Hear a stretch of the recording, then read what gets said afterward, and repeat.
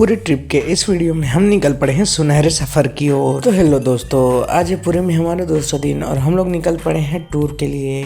और ये tour package हमें हमारे होटल के साथ मिला है, जहां आपको 200 रुपए में चंद्रभागा बीच, कोणार्क मंदिर, लिंगराज टेम्पल, उदयगिरी, खंडगिरी, नंदनकानन और पुरी का फेमस जैन मंदिर का टूर पैकेज मिलता है। और इस टूर के पैकेज के बारे में आपको किसी भी होटल के रिसेप्शन में बताया जाएगा। हम लोग निकल लेते हैं अपने बस की ओर, जिसमें हमें जाना था टूर के लिए। तो हम लोग का होटल था सिटी रोड में, तो हमें थोड़ा दूर पैदल चल के जाना पड़ा अपने बस के पास, जिसमें हमें टूर के लिए जाना था। पर भाई हमें थोड़ी दूर बोलकर 2 किलोमीटर चला लिया गया और 2 किलोमीटर चलने के बाद फाइनली हमें मिल जाती है अपनी बस, जिसमें से हमारे गाइड भैया हमें कर लेते हैं और बैठ जाते हैं हम लोग अपने बस पे। बस में बैठने के बाद हम लोग हो जाते हैं रेडी घूमने जाने के लिए। थोड़ी देर में बस हो जाती है स्टार्ट चलना। तो इन बेहतरीन नज़ारों को देखते हुए हम लोग पहुंच जाते हैं चंद्रभागा, जिसे गोल्डन बीच भी बोला जाता है। और इसे गोल्डन बीच क्यों बोला जाता है कमेंट में बताइए। वहाँ पहुँच के घूमने के बाद हमें लग जाती है भूख, तो हम लोग खाने लग जाते हैं उड़ीसा का फेमस डिश दही वड़ा, जो कि भूख में हमें तो खाने में बहुत अच्छी लगी। कमेंट में बताइए आपने इसे खाया है या नहीं। नाश्ता करने के बाद हम लोग बैठ जाते हैं अपने बस में और पहुंच जाते हैं अपने दूसरे पड़ाव कोणार्क टेम्पल में।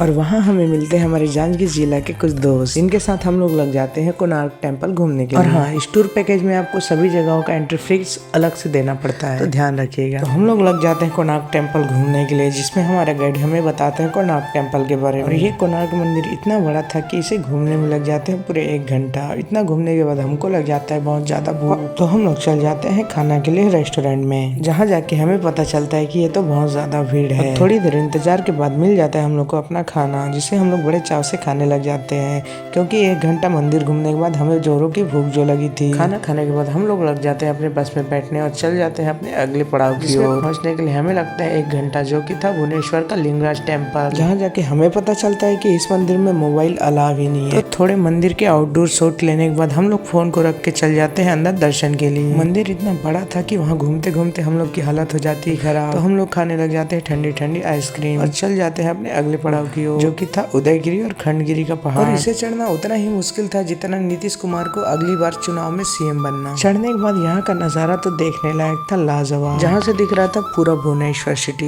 ये बेहतरीन नजारा देख के हम लोग उतर जाते हैं पहाड़ के नीचे और खेलने लग जाते हैं इन कबूतर और बंदरों के साथ। और बस में बैठ के फिर से चल जाते हैं अपने आखिरी पड़ाव नंदनकानन की ओर, जिसमें लगेगा हमें 1 घंटा। तो व्लॉग को करते हैं यही, कमेंट करिए अगले पार्ट के लिए, चैनल को कर लीजिए सब्सक्राइब, वीडियो को कर दीजिए like. Thank you for watching.